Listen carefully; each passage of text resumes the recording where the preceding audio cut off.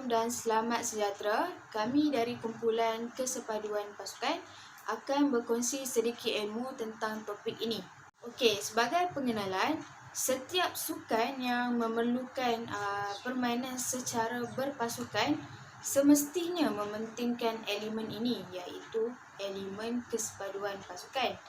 Ini kerana saya yakin dan pasti kesepaduan pasukan adalah antara elemen utama yang membantu mana-mana pasukan dalam mencapai matlamat pasukan tersebut. Okey, menurut Karen, pada tahun 1982, kesepaduan pasukan adalah satu proses dinamik yang dijelmakan menerusi kecenderungan sesuatu kumpulan untuk bersatu dan bersama ahli dalam mencapai matlamat dan juga objektif kumpulan tersebut. Saya mengambil satu filem yang mampu menjadi contoh terbaik dan sangat berkait rapat dengan tajuk kesepaduan pasukan ini. Tajuk filem tersebut adalah Chak di India yang dilakonkan oleh Shah Rukh Khan dan juga beberapa pelakon wanita yang lain. Okey, filem ini menceritakan bagaimana Kabir Khan, iaitu Shah Rukh Khan, diberi tanggungjawab sebagai jurulatih utama bagi skuad hoki wanita kebangsaan bagi negaranya, iaitu India, setelah beberapa tahun menghilangkan diri.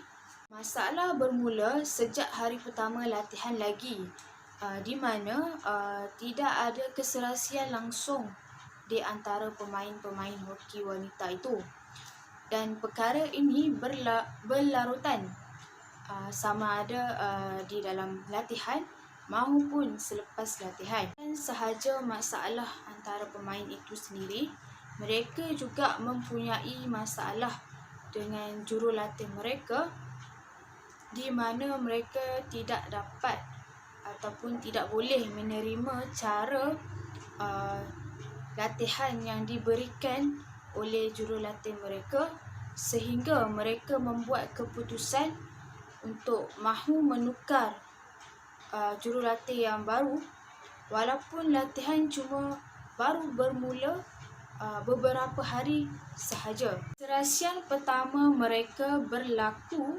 pada hari terakhir Kabir menjadi seorang jurulatih.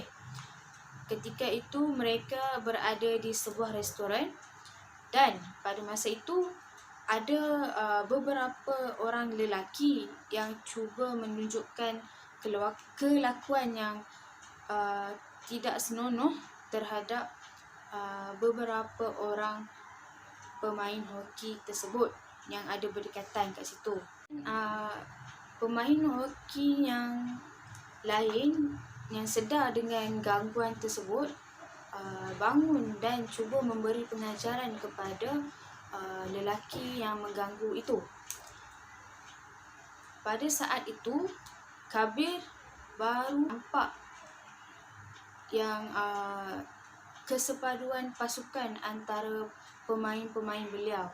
Selepas kejadian itu, Kabir Khan tidak jadi untuk meletakkan jawatan beliau sebagai jurulatih utama, dan keesokan harinya beliau meneruskan latihan-latihan skuad hoki kebangsaan wanita India seperti biasa, walaupun pada hakikatnya mereka masih mempunyai masalah.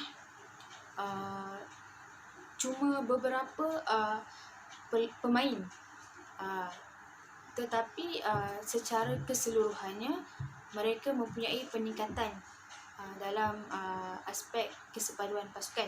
Setibanya mereka, pasukan hoki kebangsaan wanita India, di Australia di pertandingan World Cup hoki, mereka masih mempunyai masalah apabila mereka kalah di perlawanan pertama, dan itu membuatkan Kabir Khan sangat tidak berpuas hati, dan pada malam harinya beliau meneruskan latihan, sementara pasukan lain dilihat lebih berseronok dan juga berehat pada waktu itu.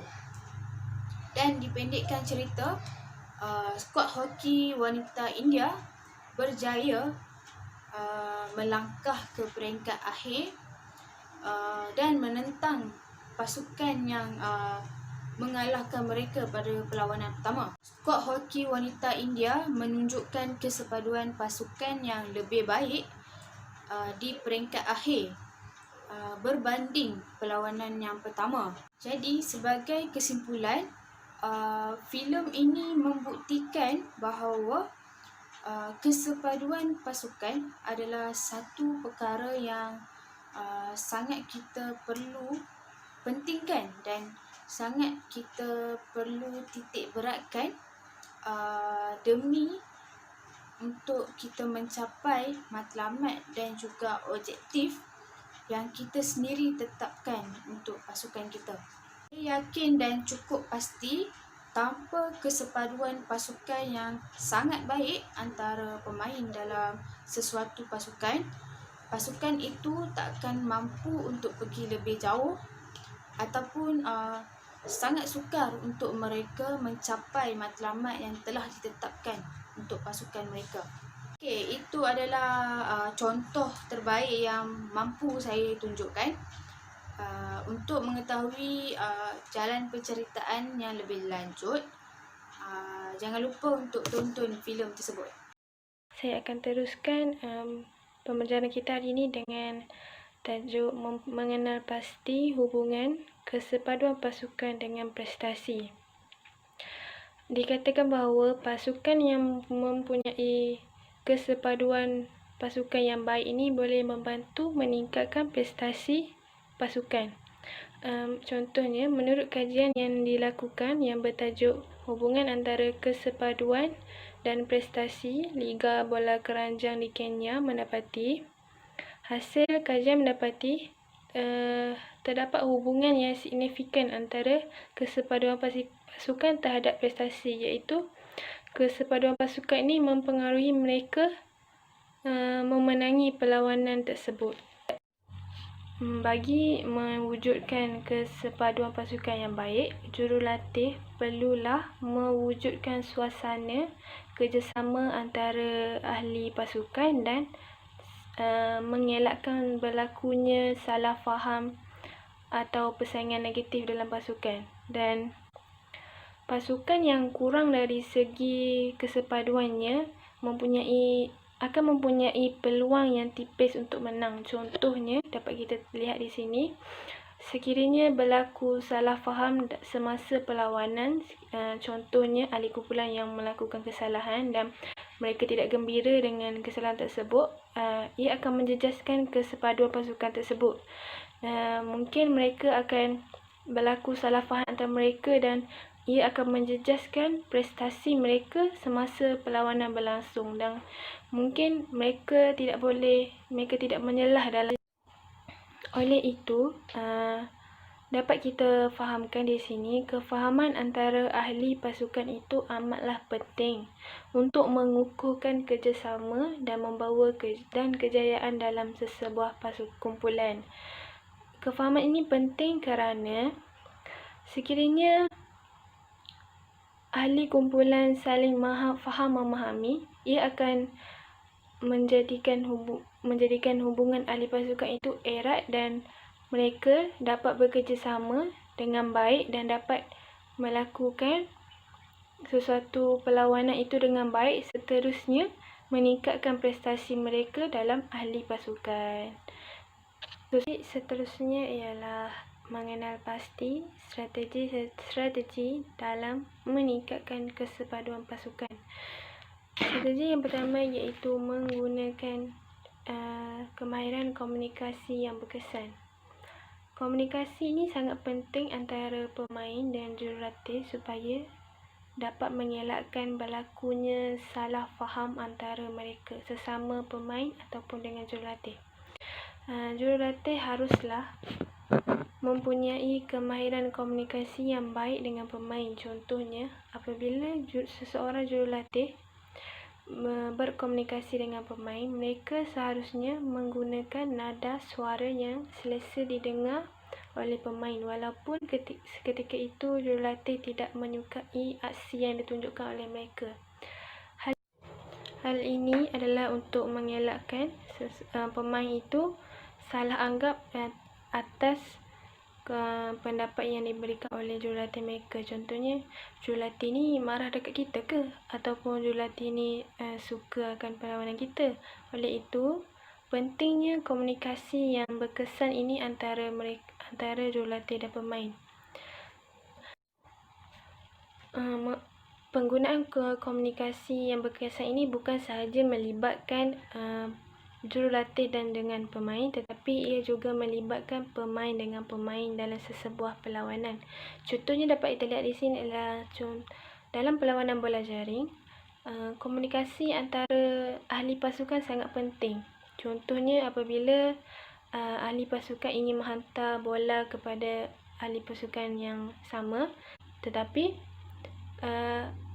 pasukan lawan yang mendapat bola tersebut, ia menunjukkan berlaku salah faham ataupun komunikasi yang tidak berkesan antara mereka semasa menghantar bola tersebut. Strategi kedua yang kita boleh gunakan untuk meningkatkan kesepaduan pasukan ialah memberikan maklum balas kepada pemain. Ia berperanan kepada jurulatih lah. Jurulatih haruslah sentiasa memberikan maklum balas sama ada positif ataupun negatif kepada pasukan supaya mereka dapat meningkatkan prestasi mereka dalam pasukan tersebut. Contohnya, jika mereka bermain sangat baik pada hari tersebut, jurulatih haruslah memberikan kata-kata seperti contohnya, saya suka permainan awak pada hari ini. Harap awak dapat tunjukkan prestasi sebegini pada perlawanan seterusnya. Ia akan memberikan perasaan gembira kepada pasukan tersebut dan mereka mungkin akan berusaha bersungguh-sungguh lagi untuk meningkatkan prestasi mereka. Strategi seterusnya iaitu mewujudkan sistem sokongan dalam pasukan. Sistem sokongan ini merujuk kepada pemain itu sendiri, di mana pemain haruslah menyokong antara satu sama lain supaya kesepaduan pasukan itu dapat dicapai. Contohnya, dalam sesebuah perlawanan, pasukan tersebut tertinggal dengan pasukan lawan. Dan di sini kita dapat lihat jika sistem sokongan itu wujud apabila mereka memberikan kata-kata semangat supaya walaupun pihak lawan mendahului pasukan mereka, tetapi dengan sokongan yang diberikan oleh ahli pasukan ini, mereka akan tidak mudah berputus asa dan mereka akan mencuba sebaik mungkin dalam perlawanan tersebut. Seterusnya, memberikan komen yang positif. Jurulatih haruslah sentiasa memberikan komen yang positif dan membina kepada pemain supaya dapat memberikan semangat kepada mereka untuk terus berusaha. Komen positif ini juga membantu dalam meningkatkan semangat dalam diri pemain kerana mereka merasa diri mereka dihargai dan mereka akan cuba melakukan yang terbaik untuk pada masa akan datang. Akhir sekali, strategi dalam meningkatkan kumpulan iaitu awasi kumpulan kecil dalam sesuatu pasukan. Jurulatih haruslah mengelakkan berlakunya ataupun wujudnya kumpulan kecil ataupun klik dalam satu pasukan kerana ianya dapat mengganggu kesepaduan pasukan itu sendiri. Kewujudan kumpulan kecil ini juga boleh menjejaskan prestasi pasukan tersebut, di mana akan ada pemain yang akan berasa tersisih daripada pasukan mereka sendiri dan ianya boleh mengakibatkan berlakunya pergaduhan sesama pemain. Assalamualaikum warahmatullahi wabarakatuh. Seterusnya saya akan menyambung berkaitan dengan garis panduan untuk meningkatkan kesepaduan pasukan. Dalam garis panduan ini terdapat dua pendekatan yang perlu diketahui. Pendekatan pertama adalah pendekatan pengukuran tidak langsung, iaitu indirect measurement approach. Yang kedua adalah pendekatan pengukuran secara langsung, iaitu direct measurement approach. Untuk yang pertama adalah pendekatan pengukuran tidak langsung. Pendekatan ini dilakukan untuk menilai kesepaduan dalam pasukan, di mana soalan boleh ditanyakan secara terus kepada ahli tersebut. Antara contoh soalan yang boleh ditujukan kepada ahli tersebut adalah seberapa banyak yang anda suka mengenai ahli kumpulan yang sama. Hasil tambah skor yang diperoleh akan mengukur kesepaduan di dalam sesebuah pasukan. Yang kedua adalah pendekatan pengukuran secara langsung. Pendekatan ini ditujukan terus kepada ahli. Dalam pendekatan ini, antara soalan yang boleh ditujukan, yang pertama adalah berkaitan dengan tarikan individu. Seberapa banyak yang anda suka bermain bersama ahli pasukan anda. Itu adalah tarikan individu. Yang kedua adalah soalan untuk penyatuan kumpulan, tarikan kumpulan. Antara soalan yang boleh dituju adalah seberapa bagus anda rasa fungsi pasukan itu sebagai satu unit dalam meningkatkan kesepaduan pasukan. Seterusnya saya akan menerangkan mengenai instrumen yang terdapat dalam menilai kesepaduan pasukan. Terdapat 5 instrumen yang perlu kita ketahui dalam menilai kesepaduan pasukan. Yang pertama adalah SCQ, Sport Cohesiveness Questionnaire oleh Martin dan Peterson pada tahun 1971. Yang kedua adalah TCQ, Team Cohesion Questionnaire oleh Gruber dan Gray pada tahun 1981. Yang ketiga adalah SCI, Sport Cohesion Instrument oleh Wilkinson, Wimber dan Jackson pada tahun 1984. Yang keempat adalah GEQ, Group Environment Questionnaire oleh Whitmire, Brolly dengan Karen pada tahun 1985. Dan yang terakhir adalah TPQ, Team Psychology Questionnaire oleh Partington dan Shengi pada tahun 1992. Di antara kelima-lima instrumen yang ada, instrumen yang pertama digunakan adalah SCQ, iaitu oleh Martin dan Peterson pada tahun 1971. SCQ tahun 1971 ini adalah antara yang terawal digunakan. Ukuran ini tidak berkembang dalam mengukur kesepaduan pasukan. Di dalam kelima-lima inventory yang ada, terdapat satu inventory yang sering digunakan oleh ahli psikologi sukan, iaitu GEQ, Group Environment Questionnaire. GEQ ini mempunyai 18 item.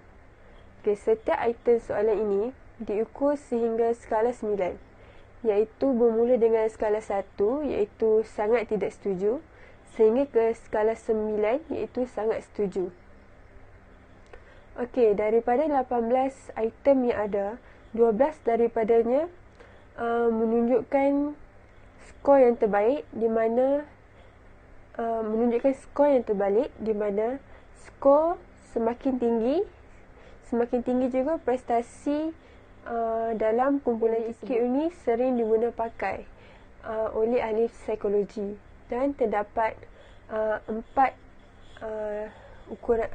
dimensi ukuran yang telah dititik beratkan. Yang pertama adalah faktor peribadi. Boleh ubah faktor peribadi ini adalah penting kerana dalam kesepaduan pasukan, setiap individu memainkan peranan penting dan memberikan kesan kepada perkembangan dalam kesepaduan tersebut. Faktor yang kedua adalah faktor pasukan. Faktor pasukan ini penting sebagai satu ciri yang menunjukkan sesebuah kumpulan dalam mencapai matlamat atau memenangi sesuatu perlawanan dalam pertandingan. Yang ketiga adalah faktor kepimpinan. Faktor kepimpinan ini bermula daripada jurulatih. Interaksi jurulatih dengan ahli pasukan termasuk gaya hidup dan tingkah laku yang profesional memainkan peranan penting dalam memupuk perpaduan, sebagai contoh melalui komunikasi yang baik secara tidak langsung. Faktor kepimpinan oleh jurulatih ini dapat meningkatkan kesepaduan pasukan. Okey, faktor yang terakhir adalah faktor persekitaran. Faktor persekitaran ini adalah umum, seperti umur atlet tersebut, kelayakan atlet itu dan penajaan yang pernah diterima oleh atlet itu. Okey, apa yang boleh saya simpulkan adalah instrumen ini amat penting, terutamanya kepada ahli psikologi dalam mengukur tahap kesepaduan yang terdapat dalam sesebuah pasukan. Sama ada kesepaduan itu bermula daripada ahli iaitu atlet dalam pasukan tersebut ataupun secara keseluruhan iaitu daripada tarikan kumpulan tersebut. Sekian, terima kasih. Oke, Assalamualaikum warahmatullahi wabarakatuh. Hari ini kita akan teruskan lagi dengan pembelajaran kita, yaitu faktor yang menjejaskan kesepaduan pasukan. Oke, di sini Cikgu akan terangkan beberapa faktor yaitu yang mengganggu kesepaduan pasukan. Di sini ada 7. Jadi mungkin salah satu nih ada yang pelajar-pelajar tahu, tapi kita akan bagi salah satu persatu lah. Oke, yang pertama ialah pencegahan maklumat mengenai matlamat pasukan. Oke, di sini kita dapat tahu matlamat pasukan nih kita perlu tahu apa. Contohnya kita perlu menang ataupun perlu sekadar untuk mendapat nama ataupun hanya untuk menjadi wakil kepada daerah untuk pasukan seterusnya. Jadi di sana apabila pasukan itu dia tidak tahu apa matlamat dia akan menyebabkan kesepaduan pasukan itu akan terjejas. Di sini akan menyebabkan pemain itu dia akan mudah membuat kesalahan dan sehingga akan membawa ke terjejasnya kepada pasukannya. Jadi di sana setiap pasukan itu, setiap seorang individu dalam pasukan itu dia perlu tahu apa matlamat pasukan itu, bukan untuk matlamat seorang saja, tapi perlu tahu matlamat keseluruhan pasukan. Oke, tentunya macam bola tampar. Bola tampar nih, dorang perlu tahu dorang punya aim nih untuk apa? Untuk menang kah? Untuk melayak ke peringkat seterusnya kah? Jadi pelajar nih dia perlu tahu matlamat mereka sama ada untuk menang ataupun untuk peringkat seterusnya. Sekiranya ada salah satu pasukan ini dia hanya untuk mau mewakili pasukan seterusnya, itu yang menyebabkan kesepaduan pasukan itu terjejas. Oke, seterusnya ialah yang kedua ialah kekerapan berlakunya pertukaran ahli kumpulan. Oke, di sini siapa yang pernah bertukar kumpulan dalam pasukan apakah ada? Tak ada. Oke, maybe siapa yang pernah rasa tuh dia akan tahu macam mana perasaan bila bertukar banyak dengan ahli kumpulan yang lain, di mana apabila jurulatih itu dia kerap menukar pemain, terutamanya pada sukan dia memerlukan setiap pemain bersama-sama beraksi. Jadi pemain yang lama bergabung dengan pemain yang baru, mereka akan kurang selesa ataupun mengambil masa yang lama untuk mengenal pasukan yang baru. Jadi di sana menyebabkan prestasi dan kesepaduan pasukan menurun. Karena apabila jurulatih itu dia menggantikan dengan pasukan yang baru, lepas tu belum beberapa minggu atau beberapa bulan, setiap pasukan tu masih belum mengenali pasukan yang lama tu, tetapi dia telah dibuang dan digantikan dengan pemain lain. Jadi di sana menyebabkan mereka sukar untuk mengenali pasukan, apa kelemahan, apa kelebihan pasukan tersebut.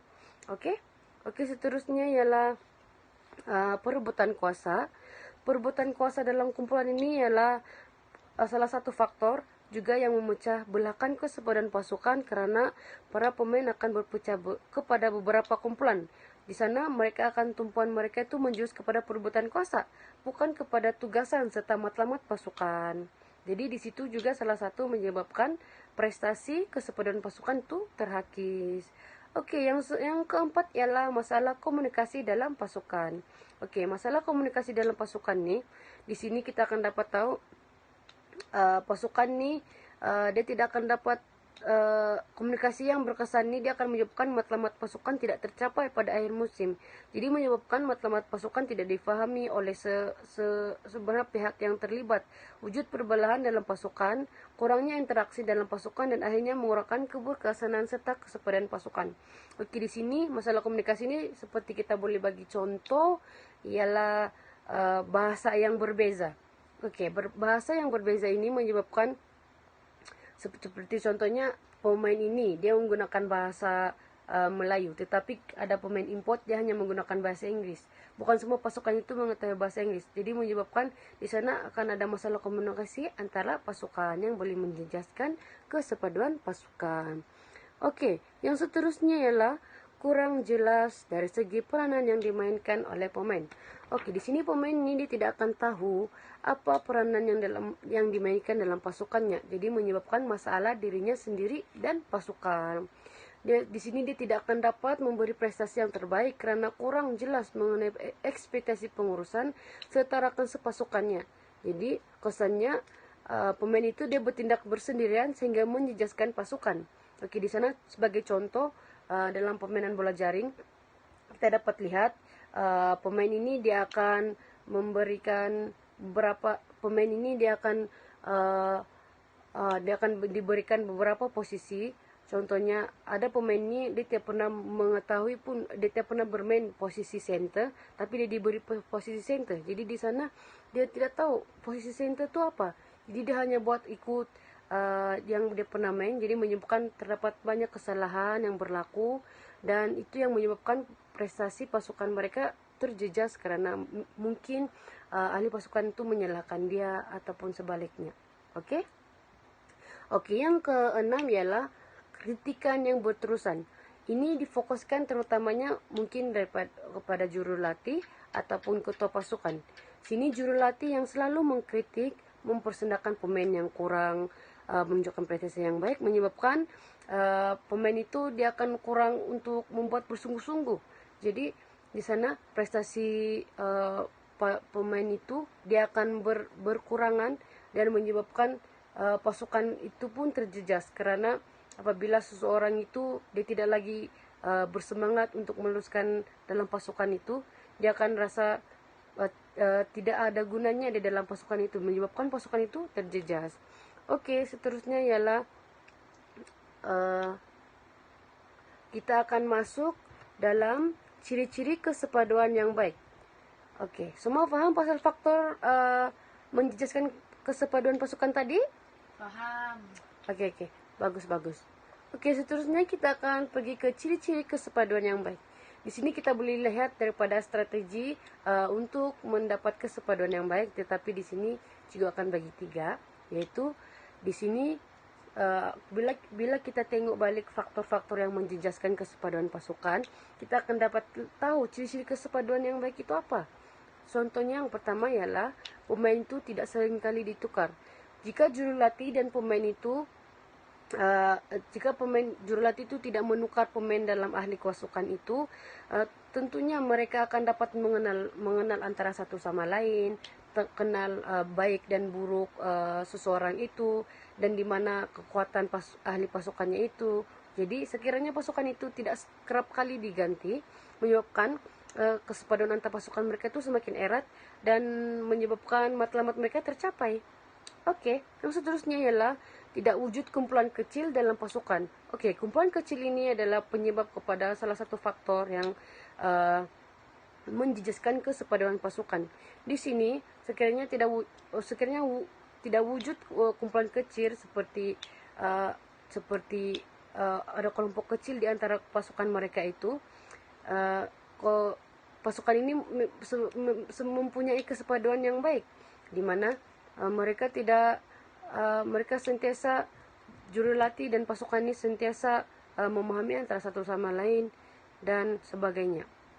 Oke, ciri-ciri kesepaduan yang terakhir adalah sentiasa memberikan pujian dan komen positif. Oke, ini ditumpukan kepada guru-guru ataupun juru latih yang mengajarkan pemain itu.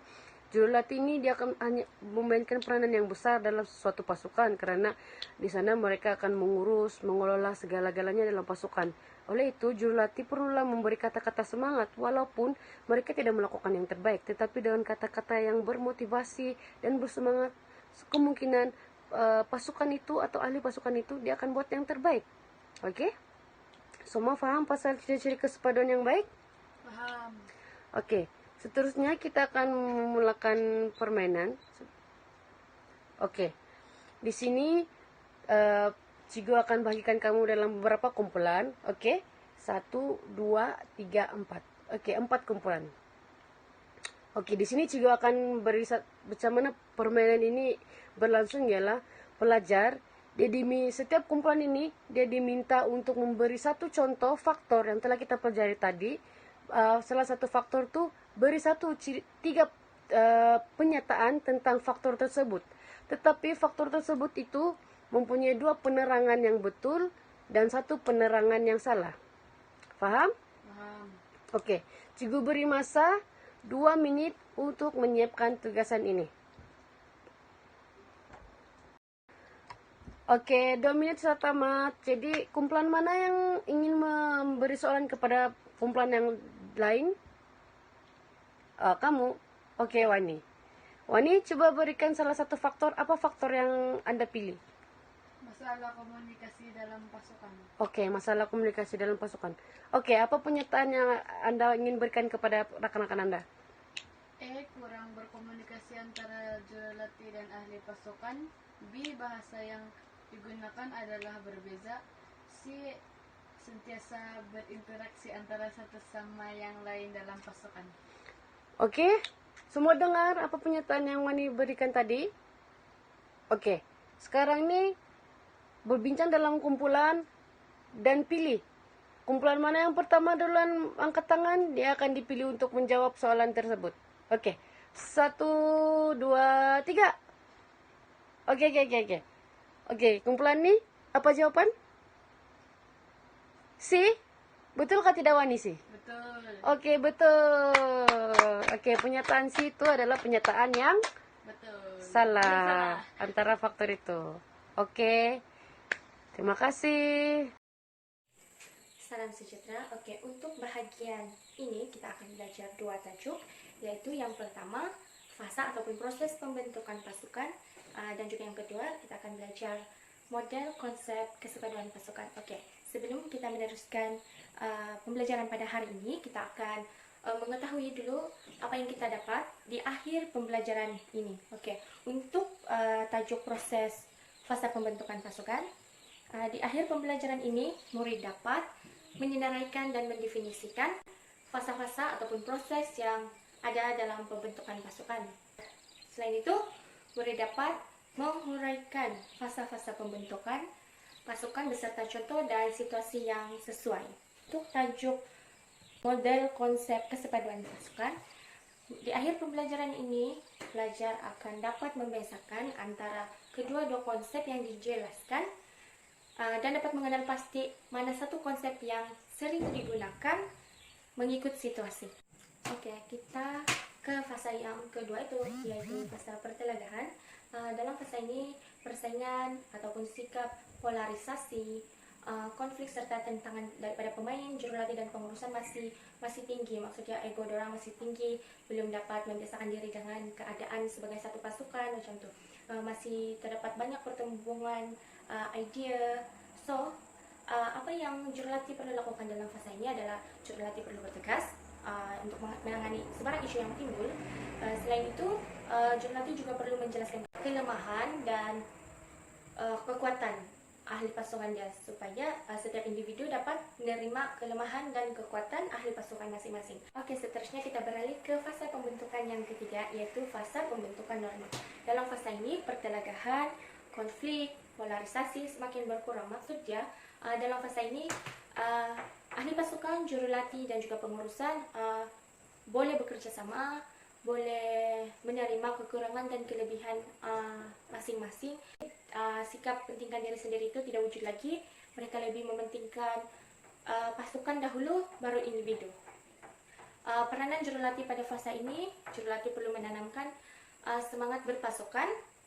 Selain itu, membincangkan matlamat pasukan bersama-sama. Apa objektif yang perlu dicapai oleh pasukan mereka. Lepas tu, jurulatih juga perlu menjelaskan sumbangan setiap ahli pasukan kepada pasukan dia. Okey, sekarang kita di fasa yang terakhir, iaitu fasa persembahan dan prestasi. Okey, dalam fasa ini pemain telah bersedia. Mereka sudah cukup bersedia daripada segi fizikal dan mental untuk beraksi dalam satu pasukan. Maksudnya, identiti mereka telah terbentuk, kerjasama telah terbina, jadi mereka bersedia untuk beraksi. Okey, dalam fasa ini kematangan hubungan antara mereka telah terbentuk. Jadi mereka ambil masa dalam fasa ini juga sebagai pemantapan dan peningkatan hubungan antara sesama mereka sebagai pemain dan juga kepada jurulatih dan juga pengurusan mereka. Okey. Fasa terakhir ini memerlukan jurulatih mewujudkan suasana kerjasama. Jurulatih perlu mengelakkan persaingan yang negatif antara ahli pasukannya. Selain itu, dia perlu memupuk kesepaduan secara berterusan. Maksudnya dia tidak berhenti sampai di situ sahaja, tetapi dia harus memikirkan cara bagaimana kesepaduan pasukannya akan berterusan walaupun sudah sampai tahap prestasi, persamaan prestasi. Okey. Selepas itu, jurulatih perlu memberi pujian kepada pasukan dahulu, baru kepada individu. Okey, habis untuk topik fasa pembentukan pasukan. Sekarang kita beralih pula kepada tajuk yang terakhir, iaitu model konsep kesepaduan pasukan. Okey, model konsep ini dia terbahagi kepada dua, yang paling besar, tapi di bawah dua ini dia ada lagi lah. Okey, yang pertama kita lihat dahulu bahagian persepsi atlet terhadap pasukannya. Okey, dalam konsep ini dia akan terbahagi kepada dua lagi, iaitu integrasi kumpulan. Dalam integrasi kumpulan ini dia terbahagi lagi kepada dua, iaitu integrasi kumpulan sosial dan juga integrasi kumpulan tugasan. Okey, integrasi kumpulan secara sosial, di mana individu bersatu sebagai satu pasukan untuk memenuhi keperluan sosial. Contohnya friendly. Kita ikut ataupun kita turut serta dalam satu pertandingan secara friend gitu, bukan sebab kita mau hadiah, bukan sebab kita mau menang, bukan sebab kita mau pujian macam tu. Kita join setakat untuk macam mengisi masa lapang. Kita ingin main sama kawan-kawan, macam tu, mengeratkan hubungan silaturahim. So itu maksudnya integrasi kumpulan secara sosial. Lain pula dengan integrasi kumpulan secara tugasan. Tugasan ni di mana individu bersatu sebagai satu pasukan untuk membentuk satu kumpulan yang boleh menyelesaikan tugasan. Untuk menyelesaikan satu tugasan lah. Contoh dia pertandingan. Ada buat pertandingan, lepas tu kita bentuk satu pasukan kita ataupun kita hantar pasukan kita. Aim kita ataupun goal, tujuan kita ikut tu pertandingan adalah untuk menang. So, apa yang kita perlu buat dalam pertandingan tu, kita berjuang, kita bertanding bersungguh-sungguh untuk menang pertandingan tu. Okey, seterusnya kita ke persepsi atlet terhadap kumpulan secara tarikan individu. Tarikan individu ini juga akan melibatkan dua aspek, iaitu secara sosial dan juga tugasan. Tarikan individu secara sosial ini dia lebih kepada individu tertarik kepada pasukan untuk memenuhi keperluan sosial. Contoh dia petang-petang saya nampak kawan saya beriada bola jaring kah, main badminton kah, macam tu. So dorang pun macam ajak saya main macam tu. So saya akan macam ikut ataupun join. So itu salah satu keperluan sosial. Saya ikut mereka untuk main gembira, suka-suka, beriada sama-sama, macam itu. Okay, lain pula juga dengan tarikan individu secara tugasan. Individu tertarik kepada pasukan untuk memenuhi keperluan menyelesaikan tugasan. Itu dia dalam sekolah pada bulan Februari ini akan ada satu pertandingan bola jaring. So pihak sekolah akan menghantar satu pasukan bola jaring untuk ke pertandingan itu. Seorang pelajar ini akan tertarik untuk menyertai pasukan itu, untuk mewakili sekolah dia untuk ke kejohanan bola jaring itu. So maksudnya dia ada rasa untuk ingin bertanding bersama, ingin bermain bersama, tapi dia ada goal.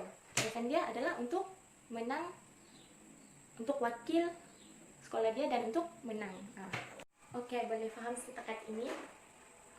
Jika boleh, kita akan teruskan untuk konsep yang terakhir, iaitu orientasi kumpulan. Orientasi kumpulan ini juga akan terbahagi kepada dua, yaitu sosial dan tugas. Okey. Dalam sosial ni, ia akan merujuk kepada tahap hubungan interpersonal di kalangan ahli kumpulan. Okey, contoh dia yang mudah dalam keluarga kita, hubungan kekeluargaan kita. Wujudnya ikatan kekeluargaan atau hubungan sosial dengan ahli keluarga yang lain. Macam tu, itu adalah contoh orientasi kumpulan. Kita akan wujud hubungan kekeluargaan sebab kita berkeluarga. Dalam pasukan, mungkin kita akan wujud orientasi secara sosial sebab kita dalam satu pasukan. Okey, orientasi kumpulan secara tugasan ini pula merujuk kepada di mana ahli kumpulan bersama-sama bekerja keras untuk menyelesaikan sesuatu tugasan yang spesifik. Contoh dia, pasukan bola Sabah, pasukan bola Perak, pasukan bola Johor akan menghantar pasukan setiap kali ada pertandingan. So, mereka akan mewakili negeri masing-masing untuk ke pertandingan dan akan bertanding secara bersungguh-sungguh untuk memenangi pertandingan tersebut. Itu sahaja. Okey, sebagai rumusan, kesepaduan pasukan amatlah penting untuk meningkatkan prestasi atlet. Selain daripada itu, setiap komponen yang telah dibincangkan sebentar tadi memberikan manfaat serta menunjukkan hala tuju yang jelas sebagai satu pasukan.